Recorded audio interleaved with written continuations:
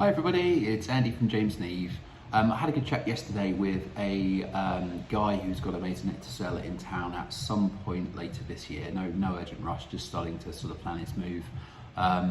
He's got a leasehold which is ticking down to around 80 years, and he was asking me, is that going to be problematic? And should he start thinking about it now? Which I thought was a really great question and good to be prepared for this kind of eventuality.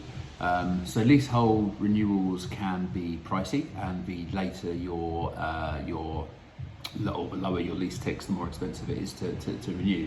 At 81 years it is mortgageable, but it's definitely in the zone where buyers are going to be flagging and asking questions about, can you renew it as part of a sale, how much is it going to cost, and the process and how long it's going to take and that kind of stuff. So I think to get ahead of the game and start asking the questions to your freeholder or your managing agent, before you want to sell, in regards to, look, how much is this going to cost and what's the process, what do we have to do?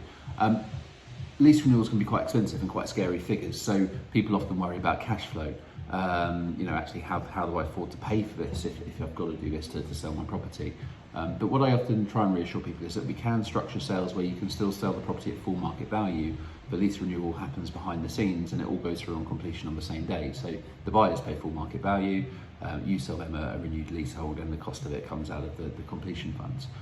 So there are different ways to do it. Obviously, equally, you can go and sell a short lease property to a cash buyer who doesn't need a mortgage. But the reality is that cash buyers are the ones that are going to, be very switched on to yields and returns and commercial buying decisions. So they're unlikely to be the ones that will pay you top dollar for it. So it's an interesting conversation. There's a lot of talk around government reform of leaseholds. There is a train of thought that if you hold on and don't pay to renew your lease, maybe the laws will change and you'll save money down the line. Who knows? Who knows what will happen in the long run with that.